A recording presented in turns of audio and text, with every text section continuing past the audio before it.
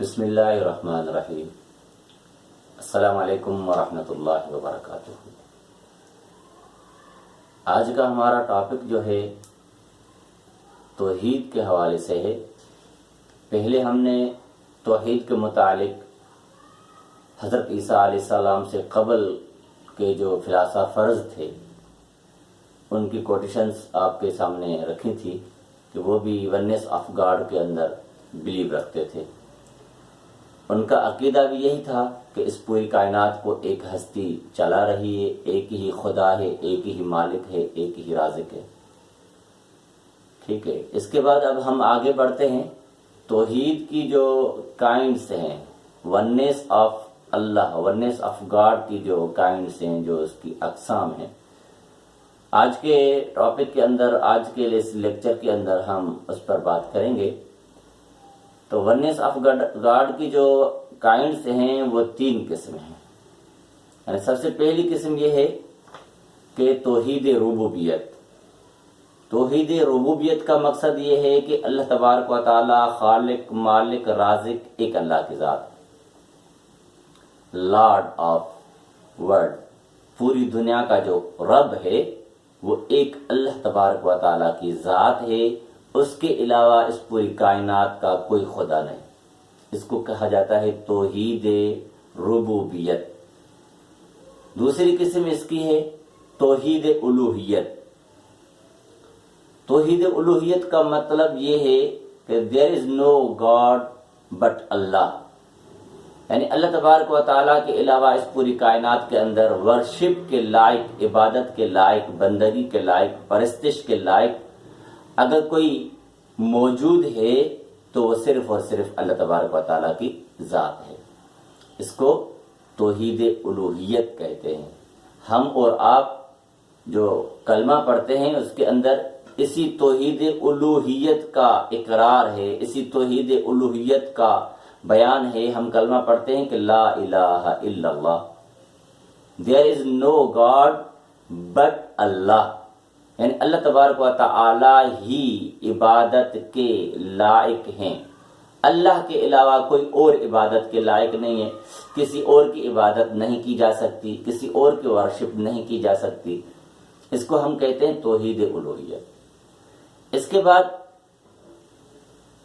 تیسری قسم جو ہے توحید کی وہ توحید اسماء و صفات، یعنی اللہ تبارک و تعالیٰ کے نام جو اللہ نے اپنے لیے رکھے ہیں اور جو کوالٹیز اللہ تبارک و تعالیٰ نے اپنے متعلق بیان کی ہیں، اس کو ہم کہتے ہیں توحید اسماء و صفات، یعنی اللہ تبارک و تعالیٰ کے ناموں کے اوپر یقین رکھنا اور اللہ تبارک و تعالیٰ کی تمام تر صفات پر اعتقاد اور یقین رکھنا، اس کو کہتے ہیں توحید اسماء و صفات۔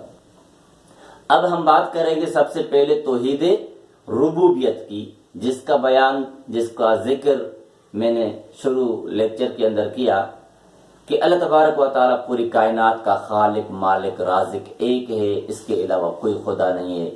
جب ہم اس چیز کا اقرار کرتے ہیں تو ہمارے اوپر یہ چیز لازم ہو جاتی ہے کہ ہم اس رب کی عبادت کریں۔ تو سب سے پہلے توحید ربوبیت کو سمجھنا لازمی ہے۔ اللہ تبارک و تعالیٰ قرآن مجید کے اندر سورہ زمر آیت نمبر 62 کے اندر ارشاد فرماتے ہیں واللہ خالق کل شیء وہو علی کل شیء وکیل، یعنی ہر چیز کا خالق اللہ تبارک و تعالیٰ کی ذات ہے، وہی اس چیز کا کیا ہے، نگہبان ہے، وہی گارڈین ہے، وہی اس تمام تر مخلوقات کو کیا کرتا ہے، دیکھتا ہے۔ یہ اللہ تبارک و تعالیٰ کی قرآن مجید کی آیت کے اندر ہے۔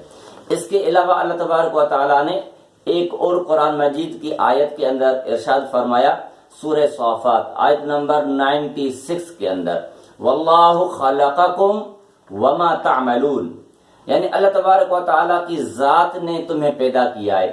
اللہ has created you and what you make. اس کا مقصد ہے کہ اللہ تبارک و تعالیٰ نے تمہیں پیدا کیا ہے اور جو تم کچھ کرتے ہو اس کا خالق بھی اللہ تبارک و تعالیٰ کی ذات ہے۔ یہ توحید ربوبیت کہلاتی ہے۔ یعنی ہم اس بات پر یقین کریں، اس بات کو مان لیں کہ اللہ تبارک و تعالیٰ کی ذات ہی خالق ہے، وہی مالک ہے، وہی رازق ہے، تمام تر پوری کائنات کو چلانے والی وہ ایک ہستی ہے۔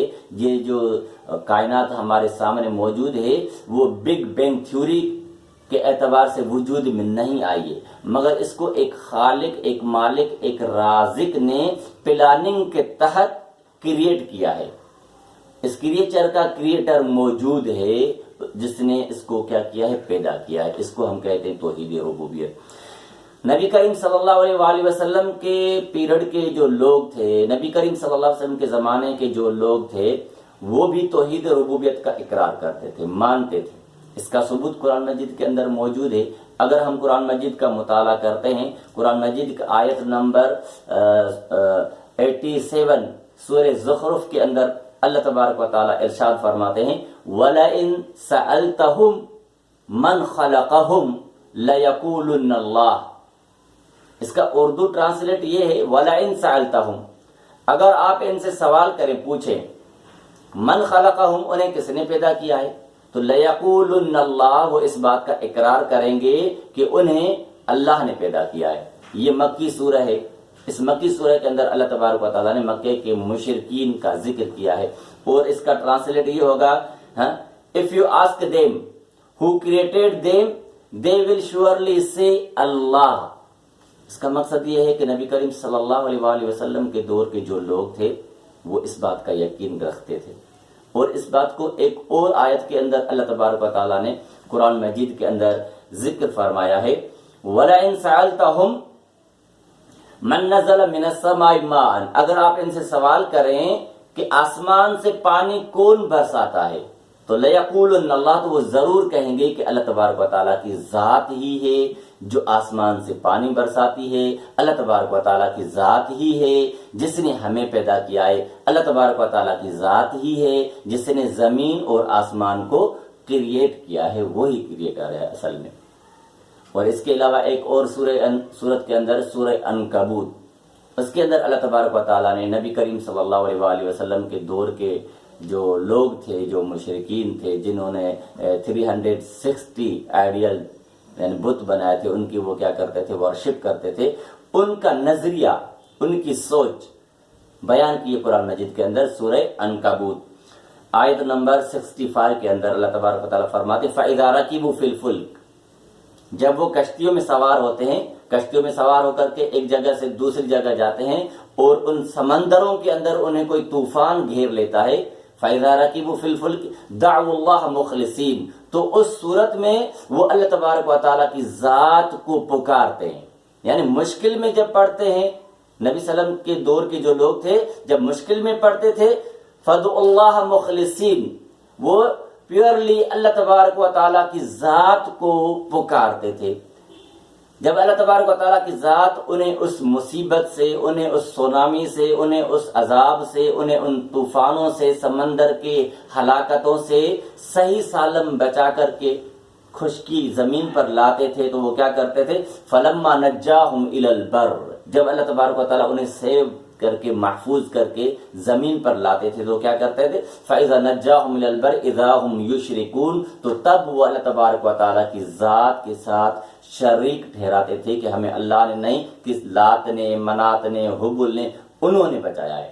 یعنی اس کا مقصد یہ ہے کہ نبی کریم صلی اللہ علیہ وآلہ وسلم کے دور کے جو مشرکین تھے وہ توحید ربوبیت کے اوپر یقین رکھتے تھے، وہ مانتے تھے کہ اللہ تبارک و تعالیٰ کی ذات موجود ہے۔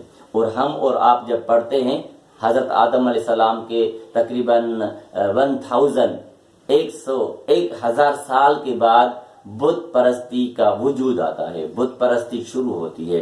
حضرت نوح علیہ السلام کے زمانے میں بت پرستی شروع ہوتی ہے، اور ہم اور آپ جب قرآن مجید کا مطالعہ کرتے ہیں تو قرآن مجید کے اندر ایک سورہ ہے، اس کو سورہ نوح کہا جاتا ہے۔ اس سورہ نوح کے اندر حضرت نوح علیہ السلام کی قوم نے جو 5 بت انہوں نے کیا کیے تھے، بنائے تھے، ان کی ورشپ کرتے تھے، ان کی عبادت کرتے تھے، ان کا ذکر قرآن مجید کے سورہ نوح کے اندر موجود ہے۔ ودن، سواع، یغوث، یعوق، نصر، یعنی یہ لوگ ان کی عبادت کرتے تھے. یعنی پہلے آدم علیہ السلام سے لے کر کے نوح علیہ السلام تک اس پورے عرصے کے اندر 1000 سال تک وہ لوگ توحید پر کاربند تھے، توحید کے علاوہ کسی اور کی بندگی نہیں کرتے تھے، اللہ تبارک و تعالیٰ کی عبادت کرتے تھے. اس کے بعد شرک شروع ہوا، اور جو بھی پیغمبر آتا تھا وہ یہ دعوت دیتا تھا قُلْ يَا قَوْمِ اعْبُدُوا اللَّهَ مَا لَكُمْ مِنْ إِلَٰهٍ غَيْرُهُ. یعنی تمام انبیاء کرام اس بات کی کیا کرتے تھے، دعوت دیتے تھے کہ اللہ کے علاوہ تمہارا کوئی معبود نہیں. اس توحید الوہیت کے بعد جب دوسری باری آتی ہے توحید الوہیت. توحید الوہیت کا مطلب ہے there is no God but Allah. Worship اگر کرنی ہے تو وہ صرف اور صرف اللہ تبارک و تعالیٰ کی ذات کی کرنی ہے. اگر کوئی شخص، کوئی فرد اس بات کا اقرار کرتا ہے کہ خالق مالک رازق اللہ کی ذات ہے، اب اس کے اوپر یہ بات لازم آتی ہے کہ وہ اسی رب کی عبادت کرے، اس رب کی پرستش کرے، اس رب کی ورشپ کرے، اس رب کو پوجے جس کو وہ کہتا ہے کہ وہ خالق ہے، جس کے متعلق یہ یقین رکھتا ہے کہ وہی اللہ ہے. تو اس لیے اللہ تبارک و تعالیٰ نے تمام انبیاء کو یہ دعوت دے کر کے بھیجا تھا کہ تم اپنی قوم والوں کو کہو کہ یا قوم اعبدوا اللہ ما لکم من الہ غیر، تمہارا اللہ کے علاوہ کوئی معبود نہیں، اللہ ہی تمہارا کیا ہے، خالق اور مالک ہے. اس کو کہتے ہیں توحید الوہیت. توحید الوہیت کے حوالے سے قرآن مجید کی ایک آیت ہے سورہ زاریات، آیت نمبر 56 کے اندر اللہ تبارک و تعالیٰ اس پوری کریشن، پوری کائنات کی تخلیق کا سبب بیان کرتے ہیں. فرماتے ہیں کہ وَمَا خَلَقْتُ الْجِنَّ وَالْإِنسَ إِلَّا لِيَعْبُدُونَ. I created the jinn and humanity. I created the jinn and humankind only that they might worship me. اس کا مقصد یہ ہے کہ ہم نے اس جن کو اور انسان کو صرف اور صرف اس لیے پیدا کیا ہے کہ ورشپ می، یعنی صرف اور صرف میری عبادت کرے. یعنی اللہ تبارک و تعالیٰ نے جن اور انسان کو اپنی عبادت اور بندگی کے علاوہ، کوئی اور مقصد کے علاوہ کسی اور چیز کے لیے اللہ تعالیٰ نے انسان کو اور جن کو تخلیق نہیں کیا ہے. اس لیے اللہ تبارک و تعالیٰ نے ہمیں جو ہے اس بات کا حکم دیا ہے کہ ہم اللہ تبارک و تعالیٰ کی ذات کی عبادت کریں، اللہ کی ذات میں کسی کو شریک نہ ٹھہرائیں.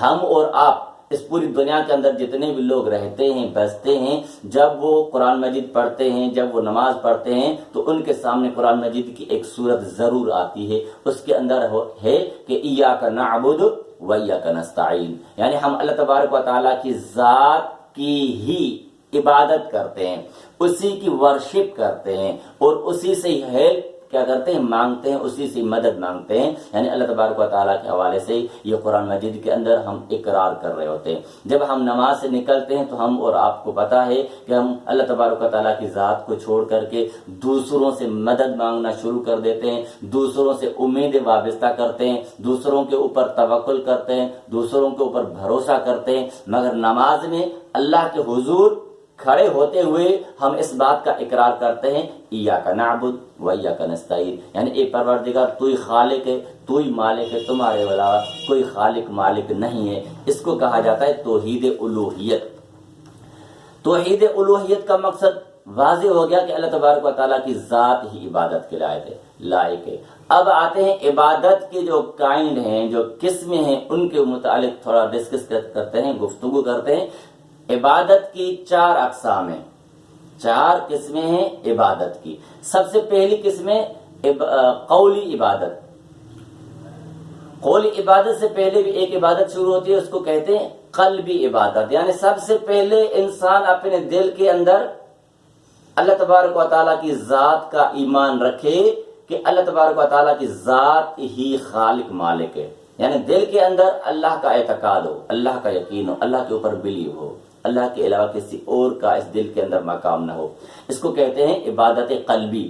عبادت قلبی کے بعد بات آتی ہے زبان پر، جس کو آپ دل میں رکھتے ہیں، جس کے متعلق دل کے اندر ایمان رکھتے ہیں. اب آپ کے اوپر یہ بات لازمی ہے کہ آپ اس اقرار کو، اس بات کو زبان پر بھی لائیں. اقرار باللسان، یعنی اپنی زبان سے اس کا اقرار کریں. یہ دوسرا قسم ہے عبادت کا. اس کے بعد تیسرا قسم عبادت کا عبادت بدنی عبادت، جس میں ہماری پوری باڈی انوالو ہوتی ہے، ہم پوری باڈی سے ہم اللہ تبارک و تعالیٰ کی عبادت کرتے ہیں. اس کی مثال نماز میں ہمارے پورا جسم جو ہے وہ انوالو ہوتا ہے، ہم اللہ تبارک و تعالیٰ کی ورشپ کرتے ہیں. رمضان شریف کے جو روزے ہوتے ہیں اس کے اندر بھی ہمارا پورا جسم انوالو ہوتا ہے، اس کو کہتے ہیں بدنی عبادت. اس کے بعد ہوتا ہے مالی عبادت، یعنی جو کچھ اللہ تبارک و تعالیٰ کی ذات نے انسان کو، مسلمان کو جو مال ملکیت جو رزق عطا کیا ہے، اس مال میں سے اللہ تبارک و تعالیٰ نے جو حکم دیا ہے، اللہ کے حکم کے مطابق زکوٰۃ اور اس کے علاوہ صدقات خیرات اللہ کی راہ میں خرچ کرنا، اس کو کہا جاتا ہے مالی عبادت. یعنی عبادت کی 4 قسمیں: قلبی عبادت، قولی عبادت اور بدنی عبادت، اور اس کے بعد مالی عبادت. قلبی عبادت مطلب دل میں اللہ تبارک و تعالیٰ کا ایمان رکھنا. قولی عبادت زبان سے اللہ کی ذات کا اقرار کرنا. اس کے علاوہ جسم کی بدنی عبادت، یعنی ہم نماز، روزہ، زکوٰۃ جو ادا کر رہے ہیں اس میں ہمارا جسم انوالو ہوتا ہے. اس کے بعد مالی عبادت، یعنی جو رزق اللہ تبارک و تعالیٰ کی ذات نے ہمیں دیا ہے وہ اللہ کی راہ میں اللہ کے بتائے ہوئے طریقے کے اوپر ہمیں خرچ کرنا چاہیے. اب یہاں پر ایک سوال پیدا ہوتا ہے، عبادت کس طریقے سے اللہ تبارک و تعالیٰ کے ہاں قابل قبول ہوتی ہے؟ اس کے متعلق اللہ تبارک و تعالیٰ نے 2 اصول بتائے ہیں. سب سے پہلا اصول یہ ہے، نبی کریم صلی اللہ علیہ وسلم کی ایک حدیث ہے، انما الاعمال بالنیات، اعمال کا دار و مدار نیتوں پر ہے. اگر نیت خالص ہے عمل قابل قبول ہوگا. یعنی عبادت کی قبولیت کے جو ریزن ہے، جو سبب ہے، جو اصول ہے، سب سے پہلے نیت کا خالص ہونا، یعنی جو بھی کام آپ کر رہے ہیں وہ اللہ تبارک و تعالیٰ کی ذات کے متعلق کرے. اور اس کے بعد دوسرا جو اصول ہے عبادت کی قبولیت کا وہ یہ ہے کہ موافقت سنت، یعنی نبی کریم صلی اللہ علیہ وآلہ وسلم کی سنت کے مطابق ہو تو ہمارا عمل قابل قبول ہوگا. اگر سنت کے مطابق ہمارا عمل نہیں ہوگا تو اللہ تبارک و تعالیٰ کے بارگاہ میں وہ عمل قابل قبول نہیں. یعنی ہم دنیا کے اندر جتنی بھی عبادتیں کرتے ہیں ان عبادتوں کے اندر یہ 2 اصول پائے جاتے ہیں.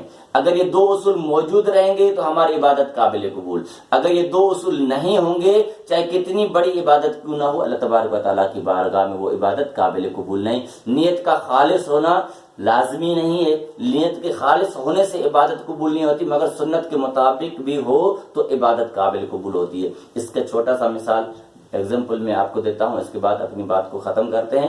کہ نبی کریم صلی اللہ علیہ وسلم کے زمانے میں قربانی کے دنوں میں، قربانی کی عید میں ایک صحابی نے جانور ذبح کیا عید نماز سے پہلے. تو نبی کریم صلی اللہ علیہ وسلم اسی راستے سے جا رہے تھے اور اسی جانور کا گرا ہوا خون دے کر کے آپ صلی اللہ علیہ وسلم نے پوچھا کہ یہ کس کے جانور کا ہے؟ تو ایک صحابی نے بڑھ کر کے کہا کہ اللہ کے رسول، یہ جانور میں نے ذبح کیا ہے، اس لیے ذبح کیا ہے کہ میری قربانی کا گوشت جو مسلمانوں کے گھروں میں سب سے پہلے پہنچے. یعنی اس صحابی کی نیت کلیئر تھی، واضح تھی، خالص تھی، مگر سنت کے مطابق یہ عمل نہیں تھا، اس لیے یہ عمل اللہ کے ہاں قابل قبول نہیں. نبی صلی اللہ علیہ وسلم نے فرمایا کہ یہ عمل قابل قبول نہیں، تمہیں دوبارہ سے قربانی کرنی پڑے گی. تو عبادت کے قبول ہونے کے لیے 2 طریقے ہیں، نیت کا خالص ہونا اور سنت کے موافق ہونا.